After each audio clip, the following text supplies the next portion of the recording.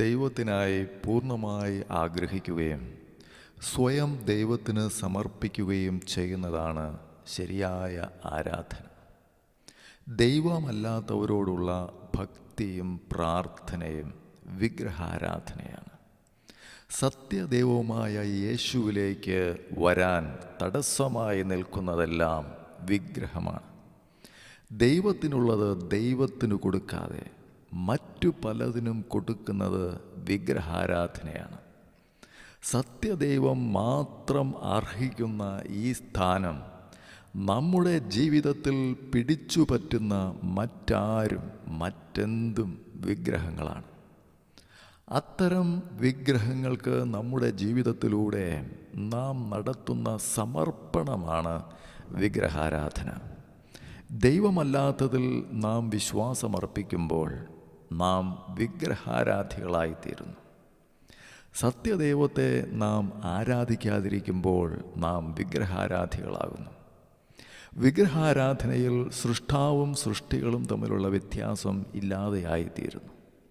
വിഗ്രഹാരാധനയിൽ മനുഷ്യൻ ദൈവത്തിൻ്റെ സൃഷ്ടികളെയും മനുഷ്യൻ തന്നെ നിർമ്മിച്ച വസ്തുക്കളെയും ആരാധിക്കുന്ന ഒരു സാഹചര്യമുണ്ടാകുന്നു. വിഗ്രഹാരാധനയിൽ മനുഷ്യൻ ദൈവത്തിൻ്റെ സ്ഥാനം കൊടുക്കാൻ വിസമ്മതിക്കുകയും ആ സ്ഥാനം മറ്റു പലതിനും കൊടുക്കുകയും ചെയ്യുന്നു. സ്വാർത്ഥ മനുഷ്യൻ ദൈവത്തെ തൻ്റെ തന്നെ ഭാവനയ്ക്ക് ഇണങ്ങിയ വിധത്തിൽ നിർമ്മിക്കുകയും ആ ദൈവത്തെ തനിക്കിഷ്ടമുള്ളതുപോലെ ആരാധിക്കുകയും നിയന്ത്രിക്കുകയും ചെയ്യുന്ന ഒരു സാഹചര്യമുണ്ടാകുന്നു. ഇതാണ് വിഗ്രഹാരാധന. സത്യ ആരാധനയിൽ സൃഷ്ടാവ് ദൈവമാണ്, സൃഷ്ടി മനുഷ്യനുമാണ്. എന്നാൽ വിഗ്രഹാരാധനയിൽ സൃഷ്ടാവ് മനുഷ്യനാണ്, സൃഷ്ടി ദൈവമായിത്തീരുന്നു. ഈ വിഗ്രഹാരാധനയിൽ മനുഷ്യൻ തൻ്റെ തന്നെ കാര്യങ്ങൾ നേടിയെടുക്കാൻ വേണ്ടി ദൈവത്തെ ഉപയോഗിക്കുവാനായി ശ്രമിക്കുന്നു. വിഗ്രഹാരാധന ഏറ്റവും വലിയ നുണയാണ്. മനുഷ്യൻ എന്തിനേയും ആഗ്രഹിക്കാൻ കഴിവുള്ളവനായി സൃഷ്ടിക്കപ്പെട്ടവനാണ്. സത്യദൈവത്തിനായി പൂർണ്ണമായി ആഗ്രഹിച്ചില്ലെങ്കിൽ അവൻ മറ്റു പലതിനെയും ആഗ്രഹിച്ച് വിഗ്രഹാരാധനയിൽ അകപ്പെട്ടു പോകും. വിഗ്രഹാരാധന ഏറ്റവും വലിയ നുണയാണ്. ഏറ്റവും വലിയ നുണ വിഗ്രഹാരാധനയാണ്. കാരണം വിഗ്രഹാരാധനയിൽ ദൈവമല്ലാത്തതിനെ ദൈവമായി കണക്കാക്കുന്നു. ദൈവത്തെ പ്രതിനിധീകരിക്കുവാൻ ഏതെങ്കിലും സൃഷ്ടികൾക്കോ മനുഷ്യനിർമ്മിതമായ പ്രതിമകൾക്കോ തിരുസ്വരൂപങ്ങൾക്കോ കഴിയില്ല. കാരണം ദൈവത്തിന് സമനായി മറ്റാരുമില്ല, മറ്റൊന്നുമില്ല. അതിനാൽ ദൈവത്തെ പ്രതിനിധീകരിക്കുവാൻ മനുഷ്യനിർമ്മിതമായ ഒരു രൂപത്തിനും കഴിയില്ല. ജനതകളുടെ ദേവന്മാർ വിഗ്രഹങ്ങൾ മാത്രം. എന്നാൽ കർത്താവ് ആകാശത്തിൻ്റെ സൃഷ്ടാവാണ് എന്ന് 96-ാം സങ്കീർത്തനത്തിൽ നാം വായിക്കുന്നുണ്ട്. വ്യർത്ഥ ബിംബങ്ങളിൽ അഭിമാനം കൊള്ളുന്ന വിഗ്രഹാരാധകർ ലജ്ജിതരായിത്തീരുന്നുവെന്ന് 97-ാം സങ്കീർത്തനത്തിൽ നാം വായിക്കുന്നു. വിഗ്രഹാരാധന ദൈവത്തോട് കാണിക്കാവുന്ന ഏറ്റവും വലിയ നന്ദികേടും അവിശ്വസ്തതയും വഞ്ചനയുമാണ്.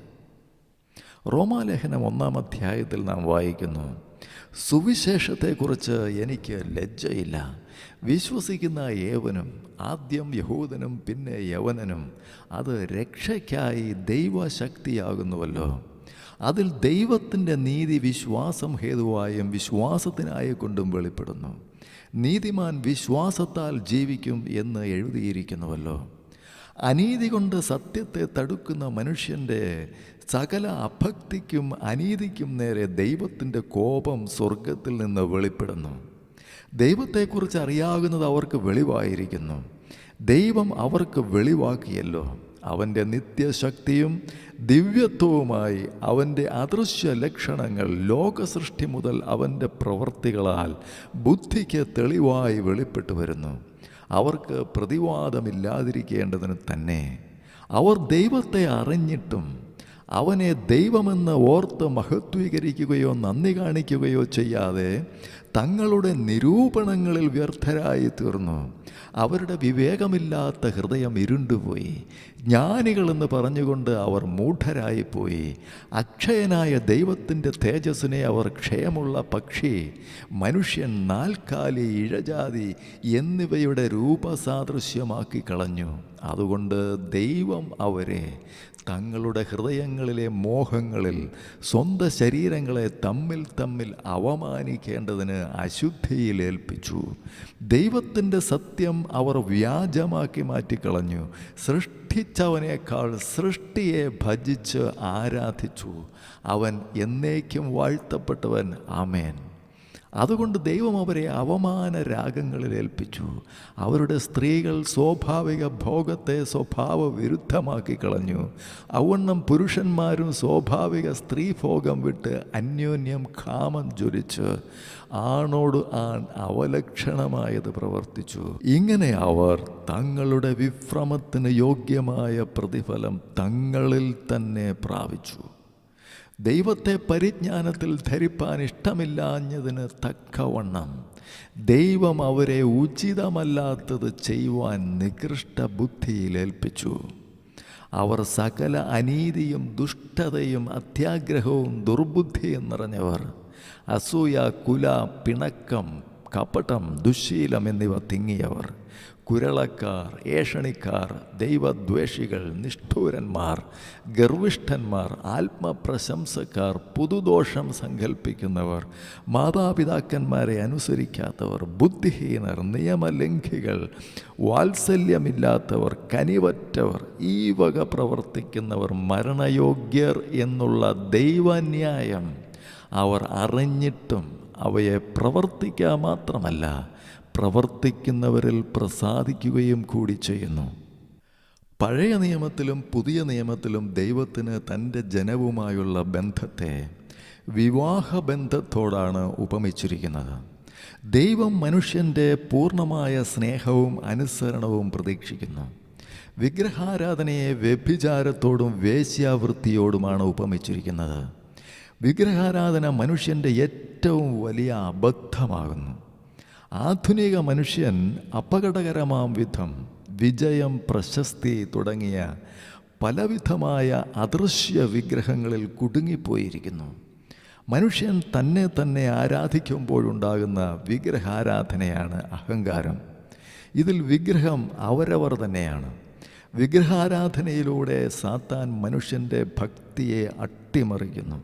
തെറ്റായ ആരാധനയെല്ലാം, സത്യദൈവത്തിന് സ്വീകാര്യമല്ലാത്ത ആരാധനയെല്ലാം വിഗ്രഹാരാധനയാണ്.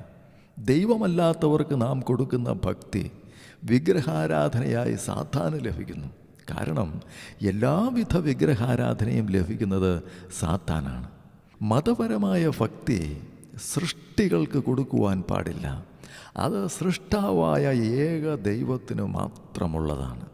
അത്തരം ഭക്തി പ്രകടനങ്ങൾ സ്വീകരിക്കാൻ യോഗ്യൻ ദൈവം മാത്രമാണ്. ഭക്തി ദൈവമല്ലാത്തവർക്ക് കൊടുക്കുമ്പോൾ അത് വിഗ്രഹാരാധനയായിത്തീരുന്നു. മത്തായിയുടെ സുവിശേഷം 4-ാം അധ്യായത്തിൽ നമ്മുടെ കർത്താവ് പറഞ്ഞു, സാത്താനെ ദൂരെ പോവുക, എന്തെന്നാൽ നിന്റെ ദൈവമായ കർത്താവിനെ ആരാധിക്കണം, അവിടുത്തെ മാത്രമേ പൂജിക്കാവൂ എന്ന് എഴുതപ്പെട്ടിരിക്കുന്നു. അപ്പോൾ പിശാച് അവനെ വിട്ടുപോയി. സാത്താൻ യേശുവിനെ ലോകത്തിലെ സകല രാജ്യങ്ങളെയും അവയുടെ മഹത്വവും കാണിച്ചിട്ട്, നീ സാഷ്ടാംഗം പ്രണമിച്ചോ എന്നെ ആരാധിച്ചാൽ ഇവയെല്ലാം നിനക്ക് ഞാൻ നൽകും എന്ന് പറഞ്ഞു. സാഷ്ടാംഗം പ്രണമിച്ച് ബാഹ്യമായ ബഹുമാനം കാണിക്കുന്നത് ആരാധിക്കുന്നതിന് തുല്യമാണ് എന്ന് ഇവിടെ വ്യക്തമാകുന്നു. അത് ദൈവം മാത്രം അർഹിക്കുന്ന ഭയഭക്തിയുടെ പ്രകടനമാണ്. സാഷ്ടാംഗം പ്രണമിച്ച് ബാഹ്യമായ ബഹുമാനം കാണിക്കുന്നത് ദൈവം മാത്രം അർഹിക്കുന്ന ഭയഭക്തിയുടെ പ്രകടനമല്ലായിരുന്നെങ്കിൽ സാത്താൻ്റെ ആ അഭ്യർത്ഥനയിൽ അപകടമൊന്നും ഉണ്ടാകുമായിരുന്നില്ല. എന്നാൽ അതായിരുന്നില്ല സ്ഥിതി. അതിനാൽ എല്ലാ തരത്തിലുമുള്ള ആന്തരികവും ബാഹ്യവുമായ ആത്മീയ ബഹുമാന പ്രകടനങ്ങൾ ദൈവത്തിനു മാത്രമേ കൊടുക്കാവൂ. അതുകൊണ്ട് തിരുസ്വരൂപങ്ങളിലൂടെ മറ്റ് ദൈവങ്ങൾ, അഥവാ ദൈവമല്ലാത്ത ദൈവങ്ങൾ ആരാധിക്കപ്പെടുന്നു എന്നതാണ് വാസ്തവം. അത് പാരമ്പര്യ സഭക്കാർ അംഗീകരിച്ചാലും ഇല്ലെങ്കിലും, ഇഷ്ടപ്പെട്ടാലും ഇല്ലെങ്കിലും സത്യം ഇതാണ് എന്ന് ദൈവത്തിൻ്റെ വചനത്തിൽ വളരെ വ്യക്തമായി പറയുന്നു. ആ ദൈവവചനത്തെ നിങ്ങളുടെ പാരമ്പര്യങ്ങൾ കൊണ്ട് നിങ്ങൾ നിഷേധിച്ചാലും സത്യത്തെ ഇല്ലാതാക്കുവാൻ, ദൈവത്തിൻ്റെ പദ്ധതിയെ ഇല്ലാതാക്കുവാൻ നിങ്ങൾക്ക് കഴിയില്ല എന്ന് നിങ്ങൾ അറിഞ്ഞുകൊള്ളുവിൻ. പുറപ്പാടിൻ്റെ പുസ്തകം 20-ാം അധ്യായം അതിൻ്റെ 1 മുതലുള്ള വാക്യങ്ങളിൽ നാം കാണുന്നു, ദൈവം ഈ വചനങ്ങളൊക്കെയും അരുളി ചെയ്തു. അടിമ വീടായ മിസ്രയീം ദേശത്തു നിന്ന് നിന്നെ കൊണ്ടുവന്ന യഹോവയായ ഞാൻ നിന്റെ ദൈവമാകുന്നു. ഞാനല്ലാതെ അന്യദൈവങ്ങൾ നിനക്ക് ഉണ്ടാകരുത്. ഒരു വിഗ്രഹവും ഉണ്ടാക്കരുത്. മീതെ സ്വർഗത്തിലെങ്കിലും താഴെ ഭൂമിയിലെങ്കിലും ഭൂമിക്ക് കീഴെ വെള്ളത്തിലെങ്കിലുമുള്ള യാതൊന്നിൻ്റെയും പ്രതിമ അരുത്. അവയെ നമസ്കരിക്കുകയോ സേവിക്കുകയോ ചെയ്യരുത്. നിന്റെ ദൈവമായ യഹോവയായ ഞാൻ തീഷ്ണതയുള്ള ദൈവമാകുന്നു. എന്നെ പകയ്ക്കുന്നവരിൽ പിതാക്കന്മാരുടെ അകൃത്യം 3-ാമത്തെയും 4-ാമത്തെയും തലമുറ വരെ മക്കളുടെ മേൽ സന്ദർശിക്കുകയും എന്നെ സ്നേഹിച്ച് എൻ്റെ കൽപ്പനകളെ പ്രമാണിക്കുന്നവർക്ക് 1000 തലമുറ വരെ ദയ കാണിക്കുകയും ചെയ്യുന്നു.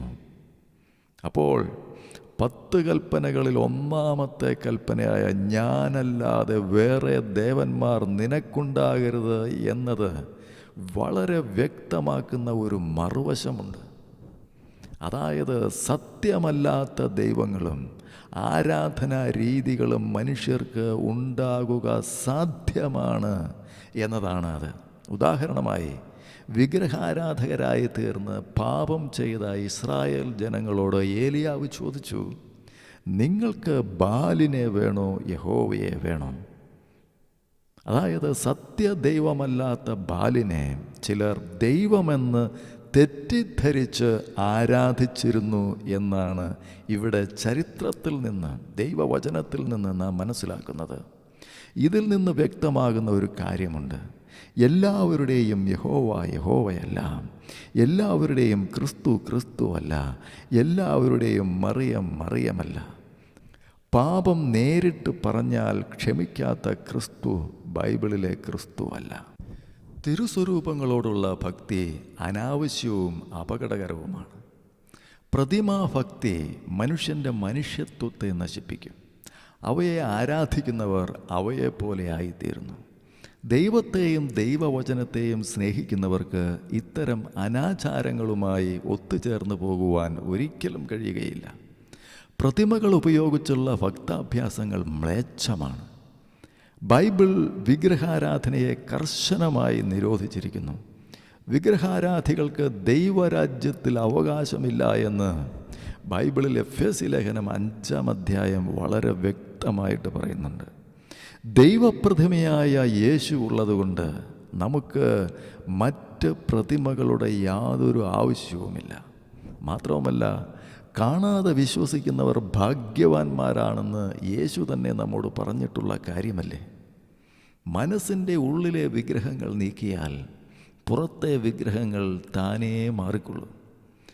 ഹൃദയത്തിൻ്റെ ഉള്ളിലുള്ള വിഗ്രഹങ്ങളാണ് വാസ്തവത്തിൽ ഹൃദയത്തിന് പുറത്തുള്ള വിഗ്രഹങ്ങളിലേക്ക് മനുഷ്യനെ ക്രമേണ നയിക്കുന്നത്.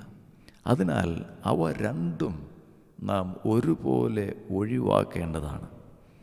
വിഗ്രഹാരാധന തെറ്റായ ആരാധനയാണെങ്കിൽ ശരിയായ ദൈവാരാധന എന്താണെന്നും നാം മനസ്സിലാക്കണം. നമ്മുടെ ഭാഗത്ത് നിന്ന് ദൈവത്തിന് കൊടുക്കാൻ കഴിയുന്ന ഏറ്റവും വലിയ കാര്യമാണ് ആരാധന. ആരാധനയിൽ നാം നമ്മെ തന്നെ ദൈവസന്നിധിയിൽ താഴ്ത്തി സമർപ്പിക്കുന്നു. ദൈവസന്നിധിയിൽ നാം പൂർണ്ണമായി കീഴടങ്ങുന്നു. ആരാധനയിൽ നാം ദൈവത്തെ ദൈവം ആയിരിക്കുന്നത് പോലെയും നമ്മെ നാം ആയിരിക്കുന്നത് പോലെയും യഥാർത്ഥ അവസ്ഥ തിരിച്ചറിഞ്ഞ് അംഗീകരിക്കുന്നു. ദൈവത്തിനായി പൂർണ്ണമായി ആഗ്രഹിക്കുകയും അന്വേഷിക്കുകയും ആശ്രയിക്കുകയും സ്വയം ദൈവത്തിന് സമർപ്പിക്കുകയും ചെയ്യുന്നതാണ് ആരാധന. ഏകാഗ്രത ദൈവത്തിനായി പൂർണ്ണമായി ആഗ്രഹിക്കുന്നു. നമ്മുടെ ഏക ആഗ്രഹം ദൈവം മാത്രമായി തീരുന്ന അവസ്ഥയാണ് ഏകാഗ്രത. പൂർണ്ണമായുമുള്ള ദൈവത്തിനായുള്ള സമർപ്പണം. അവിടെയാണ് ആരാധന വെളിപ്പെടുന്നത്. ഒരു മനുഷ്യന് തൻ്റെ ജീവിതത്തിൽ ചെയ്യാവുന്ന ഏറ്റവും വലിയ കാര്യം സത്യദൈവത്തെ ആത്മാവിലും സത്യത്തിലും ആരാധിക്കുക എന്നതാണ് എന്ന് യോഹന്നാൻ്റെ സുവിശേഷം 4-ാം അധ്യായത്തിൽ വ്യക്തമാക്കുന്നു. മനുഷ്യന് ഏറ്റവും അധികം സന്തോഷം കണ്ടെത്തേണ്ടത് തൻ്റെ സൃഷ്ടാവായ ദൈവത്തെ ആരാധിക്കുന്നതിലും മഹത്വപ്പെടുത്തുന്നതിലുമാണ്. In his presence is the fullness of joy എന്നല്ലയോ പറഞ്ഞിരിക്കുന്നത്. മനുഷ്യന് തൻ്റെ വ്യക്തിത്വത്തിൻ്റെ പൂർണ്ണത പ്രാപിക്കുവാൻ ആരാധനയിലൂടെ മാത്രമേ കഴിയൂ. മനുഷ്യ ഹൃദയത്തിലെ ശൂന്യത നികത്താനും അർത്ഥത്തിനു വേണ്ടിയുള്ള, മീനിങ്ങിനു വേണ്ടിയുള്ള മനുഷ്യാത്മാവിൻ്റെ ദാഹം ശമിപ്പിക്കുവാനും ആരാധനയിൽ കൂടി മാത്രമേ കഴിയൂ. മനുഷ്യന് ഭൗതികമായ അവൻ്റെ ആഗ്രഹങ്ങൾ, ഈ ലോകത്തിൻ്റെ സർവത്തെയും കീഴടക്കുവാനും ആസ്വദിക്കുവാനുമുള്ള അവൻ്റെ ഹൃദയത്തിൻ്റെ ആഗ്രഹത്തെ, അവൻ്റെ ആ ഹൃദയത്തിൻ്റെ വലുപ്പത്തെ, വിശാലതയെ പൂർണ്ണമായും അതിൻ്റെ പൂർണ്ണ അർത്ഥത്തിൽ നിറയ്ക്കുവാൻ ദൈവത്തിനു മാത്രമേ കഴിയൂ. അവൻ്റെ ഹൃദയത്തിന് ദൈവത്തോളം വലുപ്പമുണ്ടെന്നാണ്. അപ്പോൾ സൃഷ്ടാവ് സൃഷ്ടി ബന്ധത്തെക്കാൾ ഉപരിയായി പിതാവ് മക്കൾ എന്ന ബന്ധമാണ് ആരാധനയിൽ ദൈവവുമായി നമുക്കുണ്ടായിരിക്കേണ്ടത് എന്ന് യോഹന്നാൻ്റെ സുവിശേഷം 4-ാം അധ്യായം വായിക്കുമ്പോൾ നമുക്ക് വ്യക്തമാകുന്ന കാര്യമാണ്. ആരാധനയിൽ നാം പിതാവിനെയാണ് ആരാധിക്കേണ്ടത്. പുത്രനെയോ പരിശുദ്ധാത്മാവിനെയോ വേറിട്ടല്ല. പിതാവും പുത്രനും പരിശുദ്ധാത്മാവും ഒരേ ദൈവത്തിൻ്റെ പ്രത്യക്ഷതയാണ് എന്ന് മനസ്സിലാക്കുമ്പോൾ അത്തരം ആശയപരമായ കൺഫ്യൂഷൻസ് എല്ലാം മാറും. അപ്പോൾ മക്കൾക്ക് മാത്രമേ പിതാവിനെ ആരാധിക്കുവാൻ കഴിയൂ. അതിനാൽ യേശുവിനെ രക്ഷിതാവായി സ്വീകരിക്കുന്നവർക്ക് മാത്രമേ സത്യ ആരാധനയ്ക്കുള്ള അർഹത ലഭിക്കുന്നുള്ളൂ എന്ന് ബൈബിളിൽ അനേക വചനങ്ങളിൽ നിന്ന് നമുക്ക് വ്യക്തമാകുന്നുണ്ട്.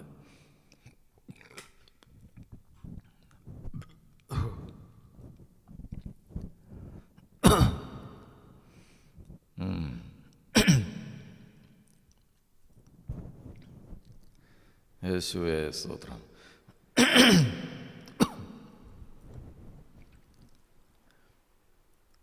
ആത്മാവിലും സത്യത്തിലുമാണ് നാം പിതാവിനെ ആരാധിക്കേണ്ടത്.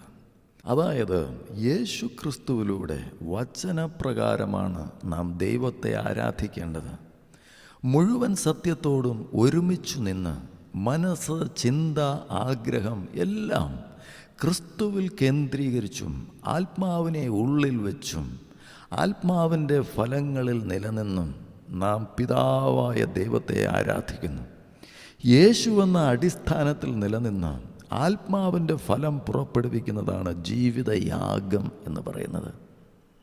ആത്മാവായ ദൈവത്തെ മനുഷ്യൻ്റെ ജീവൻ പ്രാപിച്ച ആത്മാവിൽ സത്യത്തിൻ്റെ വെളിപ്പാടായ യേശു ക്രിസ്തുവിലൂടെ നാം ബന്ധപ്പെടണം. ആരാധനയുടെ ഭാഷ സ്നേഹത്തിൻ്റെ ഭാഷയാണ്.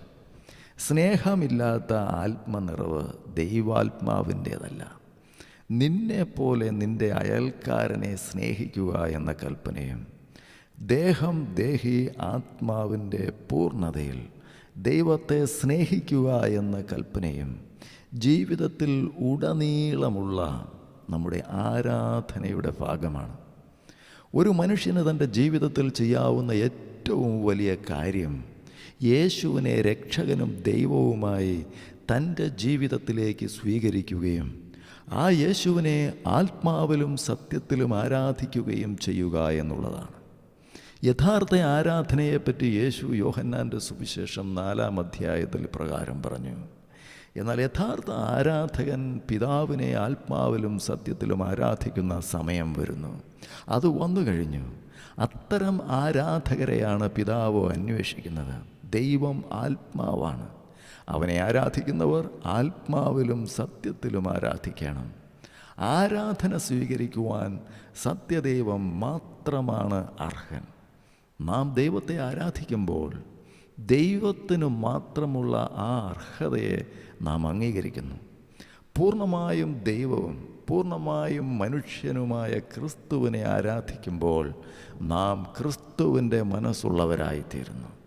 ക്രിസ്തുവിൻ്റെ ദൈവത്വത്തെ നിഷേധിക്കുമ്പോൾ സത്യ ദൈവത്തെ നാം നിഷേധിക്കുന്നു എന്ന് മറന്നു പോകരുത്. അതുകൊണ്ട് തിരുസ്വരൂപ വണക്കം വിഗ്രഹാരാധനയാണ്. തിരുസ്വരൂപ വണക്കം അംഗീകരിക്കുന്ന സഭകൾ ക്രിസ്തീയമല്ല. അതിൻ്റെ ഒരു വലിയ വിരോധാഭാസമെന്ന് പറയുന്നത് അവർക്ക് അപ്പസ്തോലിക പിന്തുടർച്ചയുണ്ട് എന്ന് അവകാശപ്പെടുകയും സത്യാരാധന നടത്തുന്ന സഭകളെ അപ്പസ്തോലിക പിന്തുടർച്ചയില്ല എന്നൊക്കെ പറഞ്ഞ് അവഹേളിക്കുകയും ചെയ്തിട്ട് അവരൊരു ഡബിൾ ഹ്യൂമിലിയേഷൻ അവർക്ക് തന്നെ വരുത്തുകയാണ്. ദൈവവചനത്തെ നിഷേധിക്കുകയും ദൈവവചനത്തിന് വിരുദ്ധമായി വിഗ്രഹാരാധന നടത്തുകയും ചെയ്തിട്ട് അവർക്ക് ക്രിസ്തീയവും അപ്പസ്തോലികവുമായ പിന്തുടർച്ചയുണ്ട് എന്നൊക്കെ അവകാശപ്പെടുന്നത് എത്രയോ ഹീനമായ, നീചമായ, എത്രയോ മോശമായ നിലപാടാണ് എന്ന് ചിന്തിക്കുവാൻ കഴിവുള്ളവർക്ക് മനസ്സിലാകും. പുറപ്പാട് പുസ്തകം 20-ാം അധ്യായത്തിൻ്റെ ആരംഭ ഭാഗങ്ങളിൽ ഇങ്ങനെ പറയുന്നുണ്ട്, ദൈവം ഈ വചനങ്ങളൊക്കെയും അരുളി ചെയ്തു. അടിമ വീടായ മിസ്രയീം ദേശത്തു നിന്ന് നിന്നെ കൊണ്ടുവന്ന യഹോവയായ ഞാൻ നിൻ്റെ ദൈവമാകുന്നു. ഞാനല്ലാതെ അന്യദൈവങ്ങൾ നിനക്ക് ഉണ്ടാകരുത്. നീ ഒരു വിഗ്രഹവും ഉണ്ടാക്കരുത്. മീതെ സ്വർഗത്തിലെങ്കിലും താഴെ ഭൂമിയിലെങ്കിലും ഭൂമിക്ക് കീഴെ വെള്ളത്തിലെങ്കിലും ഉള്ള യാതൊന്നിൻ്റെയും പ്രതിമ അരുത്. അവയെ നമസ്കരിക്കുകയോ സേവിക്കുകയോ ചെയ്യരുത്. നിൻ്റെ ദൈവമായ യഹോവയായ ഞാൻ തീഷ്ണതയുള്ള ദൈവമാകുന്നു. എന്നെ പകയ്ക്കുന്നവരിൽ പിതാക്കന്മാരുടെ അകൃത്യം 3-ാമത്തെയും 4-ാമത്തെയും തലമുറ വരെ മക്കളുടെ മേൽ സന്ദർശിക്കുകയും എന്നെ സ്നേഹിച്ച് എൻ്റെ കൽപ്പനകളെ പ്രമാണിക്കുന്നവർക്ക് 1000 തലമുറ വരെ ദയ കാണിക്കുകയും ചെയ്യുന്നു. അപ്പോൾ ക്രിസ്തുവിൻ്റെ ഉപദേശത്തിൽ നിലനിൽക്കാതെ അതിര് കടന്നു പോകുന്ന ഒരുത്തനും ദൈവമില്ല. ഉപദേശത്തിൽ നിലനിൽക്കുന്നവനോ പിതാവും പുത്രനുമുണ്ട് എന്നാണ് യോഹന്നാൻ്റെ 2-ാം ലേഖനത്തിൽ പറഞ്ഞിരിക്കുന്നത്. ഭൂതങ്ങളുടെ ഉപദേശം ഉപയോഗിച്ച് നുണ പറയുന്നവരാൽ വഞ്ചിക്കപ്പെട്ട് ഇന്ന് അനേകർ ക്രിസ്തുവിലുള്ള വിശ്വാസത്തെ ഉപേക്ഷിക്കുകയാണ് ചെയ്യുന്നത്.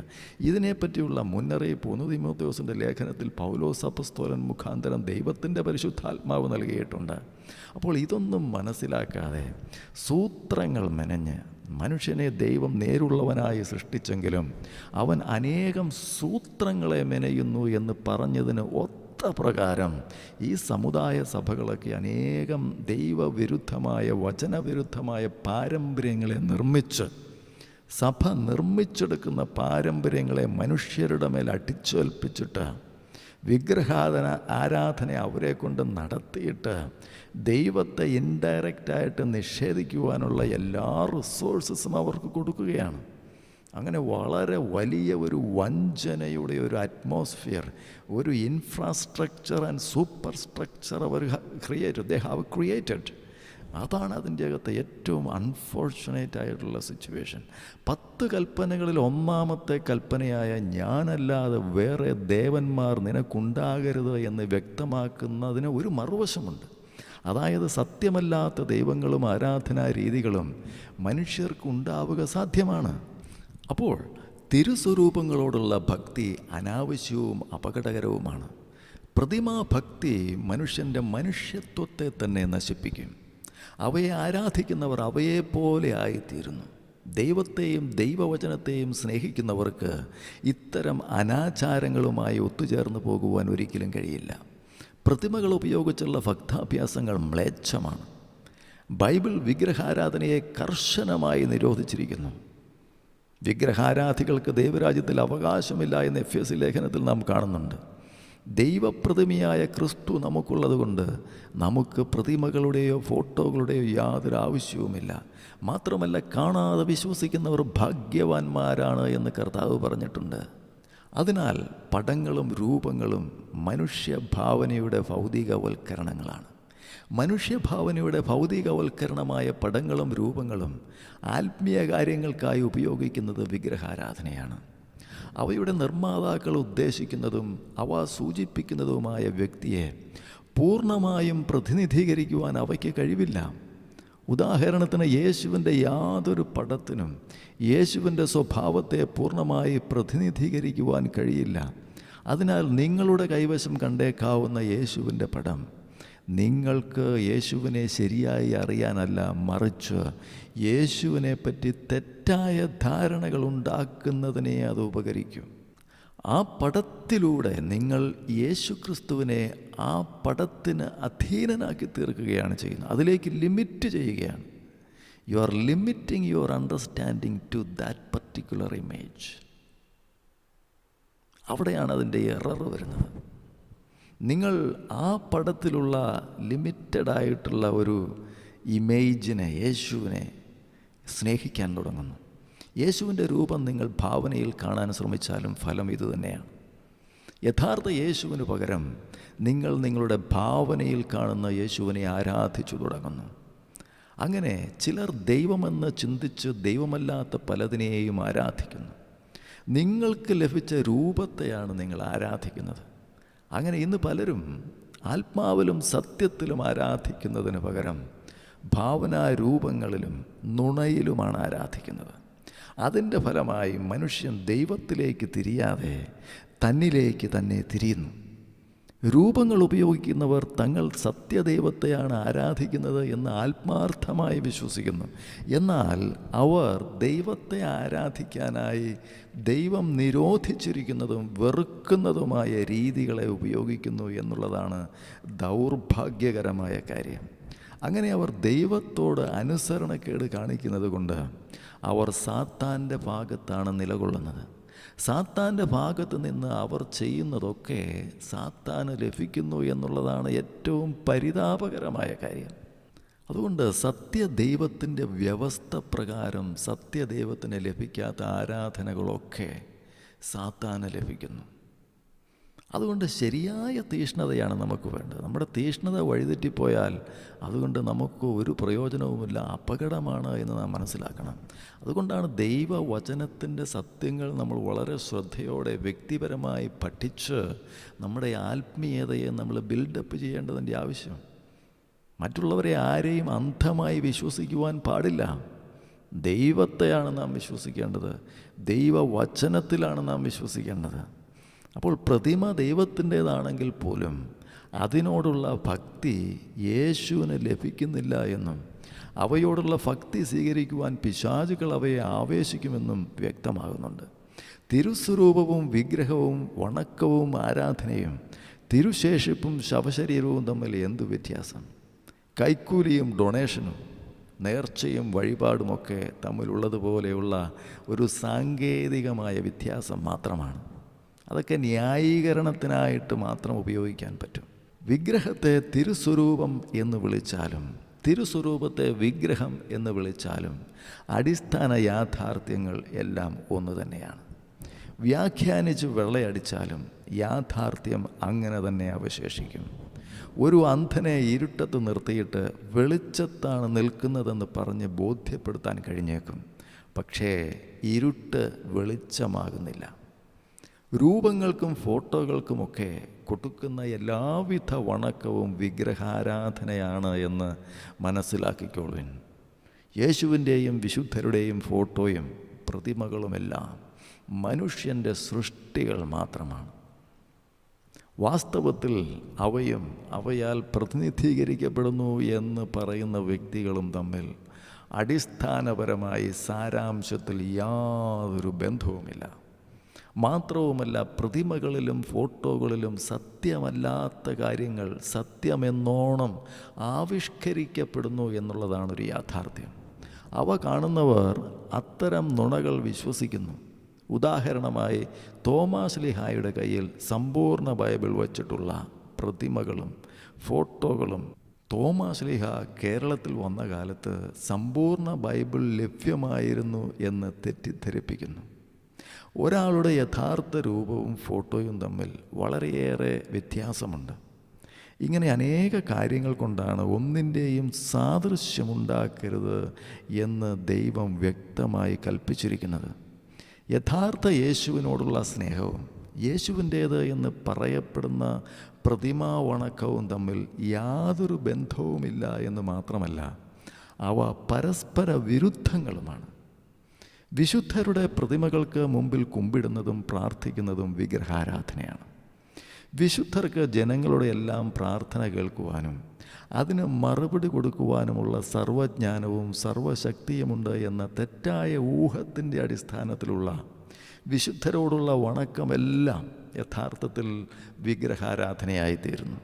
കാരണം സൃഷ്ടാവായ ദൈവത്തിന് മാത്രമുള്ള ഗുണവിശേഷങ്ങൾ സൃഷ്ടികളായ മനുഷ്യർക്ക് ഉണ്ട് എന്ന് തെറ്റിദ്ധരിച്ച് വിശ്വസിച്ച് വിശുദ്ധർക്ക് ദൈവത്തിന് മാത്രം കൊടുക്കേണ്ടതായ ആദരവും വണക്കവും ആരാധനയും അംഗീകാരവും എല്ലാം കൊടുക്കുകയാണ്. ഭക്തി അവർക്ക് കൊടുക്കുകയാണ്. ദൈവത്തിന് കൊടുക്കേണ്ട ഭക്തിയും ആദരവും പ്രാർത്ഥനയുമൊക്കെ വിശുദ്ധരുടെ മുമ്പിൽ കൊണ്ടിടുകയാണ്. പ്രായോഗിക തലത്തിൽ പൊതുജനങ്ങൾ ദൈവത്തോട് പ്രാർത്ഥിക്കുന്നതിനേക്കാൾ കൂടുതൽ ആദരവോടും ബഹുമാനത്തോടും കൂടിയാണ് മറിയത്തോടും വിശുദ്ധരോടും പ്രാർത്ഥിക്കുന്നതും ആരാധിക്കുന്നതും എന്നുള്ളതൊരു യാഥാർത്ഥ്യമാണ്. ദൈവത്തിന് കൊടുക്കുന്നതിൽ കൂടുതൽ സമയം അവർ വിശുദ്ധർക്ക് വേണ്ടി ചിലവഴിക്കുന്നു. വിശുദ്ധരുടെ പേരിലുള്ള ഭക്തി കാര്യങ്ങൾക്ക് വേണ്ടി അവർ ചിലവഴിക്കുന്നു. അപ്പോൾ വിഗ്രഹങ്ങൾക്ക് നൽകുന്ന ഭക്തി പ്രകടനങ്ങൾ വിഗ്രഹാരാധനയായി തീരുന്നു എന്നുള്ളതാണ് സത്യം. ഭക്തി ദൈവമല്ലാത്തവർക്ക് നാം കൊടുക്കുമ്പോൾ അത് വിഗ്രഹാരാധനയായി തീരുന്നു. അതിനാൽ എല്ലാ തരത്തിലുമുള്ള ആന്തരികവും ബാഹ്യവുമായ ആത്മീയ ബഹുമാന പ്രകടനങ്ങൾ, ഭക്തി പ്രകടനങ്ങൾ നാം ദൈവത്തിന് മാത്രമേ കൊടുക്കാവൂ. സൃഷ്ടികളോടുള്ള നമ്മുടെ ഭക്തി ലഭിക്കുന്നത് സാത്താനാണ്. വിശുദ്ധരും അവരുടേതെന്ന് പറയപ്പെടുന്ന പ്രതിമകളും ഫോട്ടോകളുമൊക്കെ തമ്മിൽ അടിസ്ഥാനപരമായി സാരാംശത്തിൽ യാതൊരു ബന്ധവുമില്ല.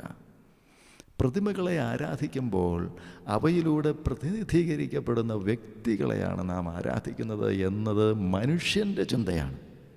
എന്നാൽ ഇത്തരം ചിന്താഗതി നാം ഒരു തരത്തിലുമുള്ള വിഗ്രഹങ്ങളെ ഉണ്ടാക്കുകയോ പ്രണമിക്കുകയോ ചെയ്യരുത് എന്ന ദൈവകൽപ്പനയ്ക്ക് വിരുദ്ധമല്ലേ എന്ന് ഒരു നിമിഷമൊന്ന് ചിന്തിച്ചു നോക്കൂ.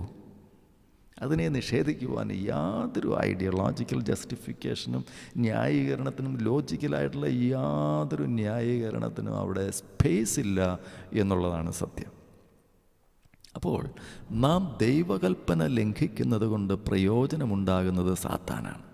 അപ്പോൾ സാത്താൻ്റെ പക്ഷത്ത് നിൽക്കുന്നവർ എല്ലാവിധമായ ന്യായീകരണത്തിൻ്റെ സകല ജിംനാസ്റ്റിക്സും ഉപയോഗിച്ച് തിരുസ്വരൂപ വണക്കത്തെയും ഈ വിശുദ്ധന്മാരോടുള്ള ഭക്തിയാദരവ് പ്രകടനങ്ങളെയും നേർച്ചകളെയും എല്ലാം ന്യായീകരിക്കുമെന്നുള്ളതിൽ സംശയമില്ല. അവർ ഈ പറയുന്ന വാദങ്ങളൊക്കെ എല്ലാം എതിർനിൽക്കും. അതിന് ദൈവകൽപ്പനയ്ക്ക് വിരുദ്ധമായ രീതിയിലുള്ള മനുഷ്യൻ്റെ ഭക്തി പ്രകടനങ്ങൾ സാത്താനാൽ പ്രേരിതമാണ്. അത്തരം ഭക്തി പ്രകടനങ്ങൾ ദൈവത്തിനാണ് കൊടുക്കുന്നത് എന്ന് നാം ചിന്തിക്കുന്നെങ്കിലും യഥാർത്ഥത്തിൽ അവ ലഭിക്കുന്നത് സാത്താനാണ് എന്ന് നാം മനസ്സിലാക്കണം. അതുകൊണ്ട് അത്തരക്കാരിൽ നിന്നും തെറ്റായിട്ടുള്ള ഒരുപാട് സ്വഭാവവിശേഷങ്ങൾ, സത്യത്തോട് മറുതലിച്ച് നിൽക്കുവാനുള്ള അവരുടെ ആ ശക്തി, തീഷ്ണതയൊക്കെ കാണുമ്പോൾ വളരെ അത്ഭുതം തോന്നും.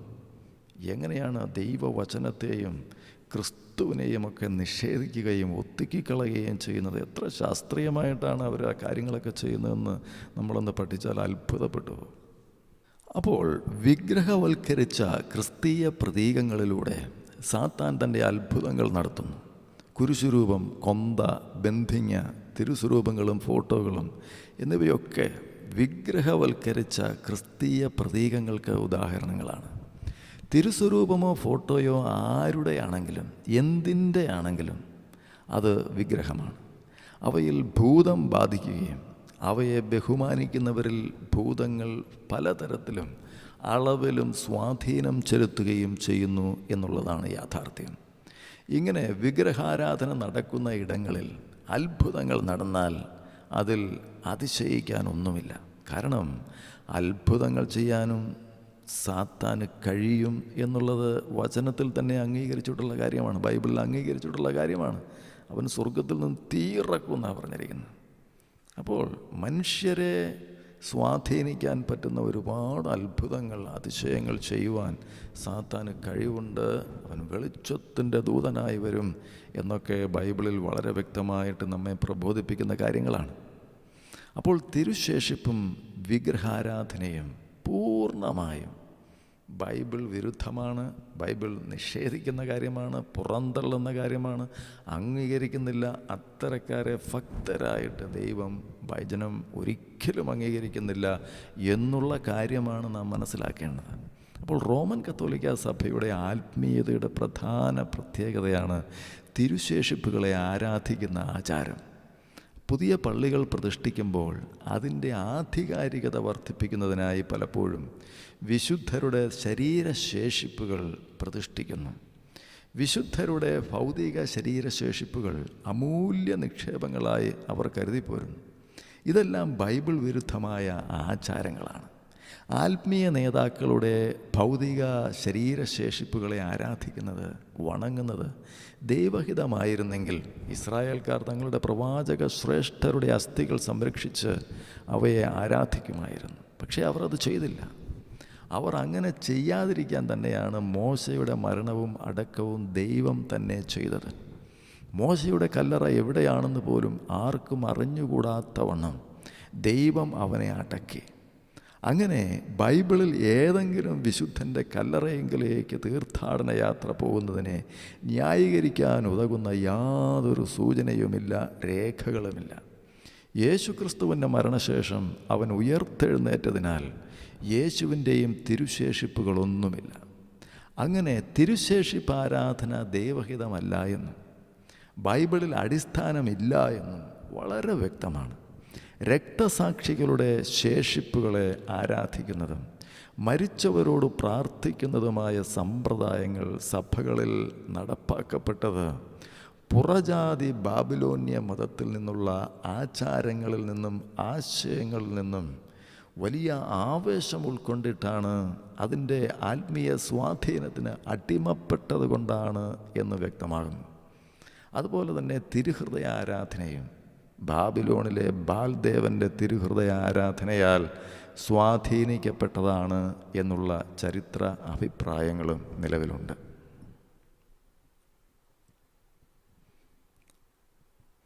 നാം കർത്താവിൻ്റെ ഒരു ശരീരഭാഗത്തെ അല്ല ആരാധിക്കേണ്ടത്, കർത്താവിനെയാണ് ആരാധിക്കേണ്ടത്. കർത്താവിൻ്റെ പൂർണ്ണതയെ, അവൻ്റെ പൂർണ്ണ വ്യക്തിത്വത്തെയാണ് നാം ആരാധിക്കേണ്ടത്. അല്ലാതെ അവൻ്റെ മനസ്സിനെയോ തിരുഹൃദയത്തെയോ അല്ലെങ്കിൽ മറ്റേതെങ്കിലും തിരു അവയവങ്ങളെയോ അല്ല എന്നുള്ളത് നാം മനസ്സിലാക്കണം. ഇതൊക്കെ ബൈബിളിൽ അടിസ്ഥാനമില്ലാത്ത ആരാധനാ രീതികളാണ് എന്ന് നമുക്ക് ചിന്തിക്കുവാൻ കഴിയണം. നമ്മുടെ സ്വാതന്ത്ര്യവും നമ്മുടെ വ്യക്തിത്വവും ആർക്കും അടിമപ്പെടുത്താതെ അന്തസ്സോടെ ചിന്തിക്കുവാനും സംസാരിക്കുവാനും നമുക്ക് സാധിക്കണം. അതാണ് ഒരു ദൈവ പൈതലിൻ്റെ ലക്ഷണം.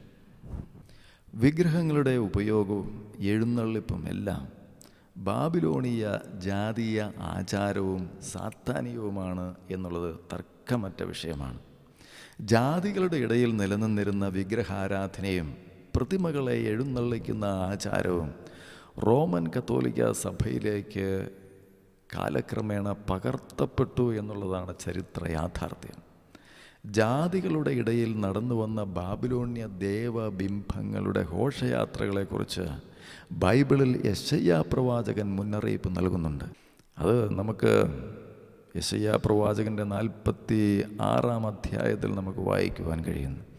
അവർ സഞ്ചിയിൽ നിന്ന് പൊന്ന് കുടഞ്ഞിടുന്നു, തുലാസിൽ വെള്ളി തൂക്കുന്നു, തട്ടാനെ കൂലിക്ക് വെക്കുന്നു. അവൻ അതുകൊണ്ട് ഒരു ദേവനെ ഉണ്ടാക്കുന്നു. അവർ സാഷ്ടാംഗം വീണ് നമസ്കരിക്കുന്നു. അവർ അതിനെ തോളിൽ എടുത്തുകൊണ്ടുപോയി അതിൻ്റെ സ്ഥലത്ത് നിർത്തുന്നു. അത് തൻ്റെ സ്ഥലത്ത് നിന്ന് മാറാതെ നിൽക്കുന്നു. അതിനോട് നിലവിളിച്ചാൽ അത് ഉത്തരം പറയുന്നില്ല. അപ്പോൾ പ്രതിമാവന്ദനം നടത്തിയിട്ട് തങ്ങൾ മാത്രമാണ് അപ്പസ്തോലിക സഭ എന്ന് പറയുന്ന റോമൻ കത്തോലിക്ക പുരോഹിത വർഗത്തിൻ്റെ അവകാശവാദം എത്രയോ ലജ്ജാകരമാണ് എന്നൊന്ന് ചിന്തിക്കുവാൻ അവർക്ക് കഴിവില്ലല്ലോ എന്നോർക്കുമ്പോൾ പരിതാപം തോന്നുന്നു. അപ്പോൾ റോമാസഭയുടെ കർമാചാരങ്ങളിൽ പ്രതിമകളെ വസ്ത്രം ധരിപ്പിക്കുകയും കിരീടമണിയിക്കുകയും പുഷ്പങ്ങൾ ചാർത്തുകയും ചെയ്യുന്ന പതിവുണ്ട്. ദൈവത്തിൻ്റെ സ്നേഹിതരെ ബഹുമാനിക്കുന്നത് ദൈവത്തിന് പ്രസാദകരമാണെന്നതാണ് റോമാസഭയുടെ പ്രതിമാരാധനയ്ക്ക് അവർ നൽകുന്ന ന്യായീകരണം.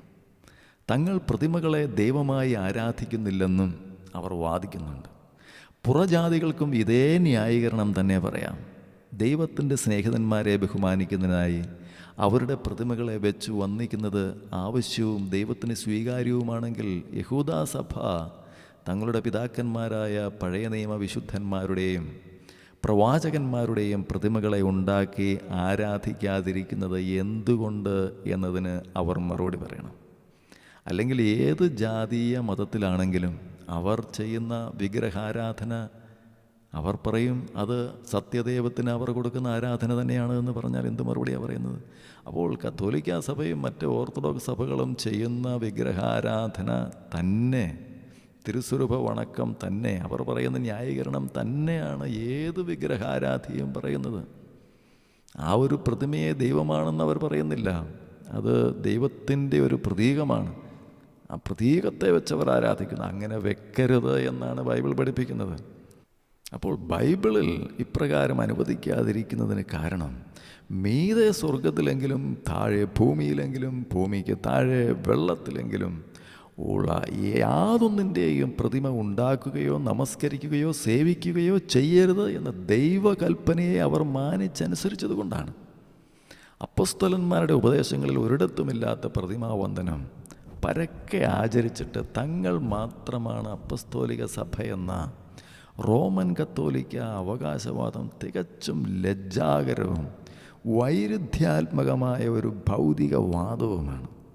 താഴ്മയിലും ദൂതന്മാരെ ആരാധിക്കുന്നതിലും രസിച്ച് സ്വന്തം ദർശനങ്ങളിൽ പ്രവേശിക്കുകയും തൻ്റെ ജഡമനസ്സിനാൽ വെറുതെ ചീർക്കുകയും തലയെ മുറുകെ പിടിക്കാതിരിക്കുകയും ചെയ്യുന്നവൻ ആരും നിങ്ങളെ വിരുദ് തെറ്റിക്കരുത് എന്ന് കൊലോസ്യ ലേഖനം 2-ാം അധ്യായം 18-ാം വാക്യത്തിൽ നാം വായിക്കുന്നത് ഈ റോമൻ കത്തോലിക്ക സഭക്കാരുടെ പ്രതിമാവന്ദനത്തിനുള്ള വിഗ്രഹാരാധനയ്ക്ക് വേണ്ടിയുള്ള കടും പിടുത്തത്തിൻ്റെ പശ്ചാത്തലത്തിൽ നാം ഓർക്കേണ്ട ഒരു വാക്യമാണ്. അവർ ദൈവ പദ്ധതിക്ക് വിപരീതമായ ആരാധനാ രീതികൾ സ്വീകരിക്കുകയാണ് ചെയ്യുന്നത്. വിശുദ്ധരുടെ പ്രത്യക്ഷതകളല്ല, സ്വന്തം ദർശനങ്ങളല്ല, ദൈവവചനമാണ് നമ്മുടെ ആരാധനാ രീതികൾക്ക് ആധാരമാകേണ്ടത്. പക്ഷേ ബൈബിൾ വായിച്ചാൽ ജനം ബോധവൽക്കരിക്കപ്പെടുകയും വിഗ്രഹാരാധന വിട്ടുപോകുകയും ചെയ്യും എന്നുള്ളത് വളരെ വ്യക്തമാണ്. അതിനാൽ റോമൻ കത്തോലിക്ക സഭയിൽ വാസ്തവത്തിൽ ബൈബിൾ പഠനമൊക്കെ അങ്ങ് വേണ്ട എന്ന് ബൈബിളിനെ അകറ്റി നിർത്തിയിരിക്കുകയാണ്. ബൈബിൾ സൊസൈറ്റിക്കാരൊക്കെ ബൈബിൾ ഇവിടെ കൊണ്ടുവന്ന് ഫ്രീ ആയിട്ട് കൊടുക്കാൻ തുടങ്ങിയപ്പോഴാണ് കത്തോലിക്ക സഭ കാര്യമായിട്ട് ബൈബിളൊക്കെ അച്ചടിച്ച് ഓരോ വീടുകളിലും അതൊക്കെ വെക്കണം എന്നുള്ള ഒരു താല്പര്യത്തിലേക്ക് അവർ നിർബന്ധിക്കപ്പെടുകയാണ് ചെയ്തത്. എങ്കിലും ബൈബിൾ ഒരു കാഴ്ച വസ്തുവായിട്ട് വയ്ക്കുന്നതല്ലാതെ അത് വായിക്കാൻ താല്പര്യപ്പെടുന്ന വിശ്വാസികൾ കുറവാണ് എന്നുള്ളതാണ് യാഥാർത്ഥ്യം.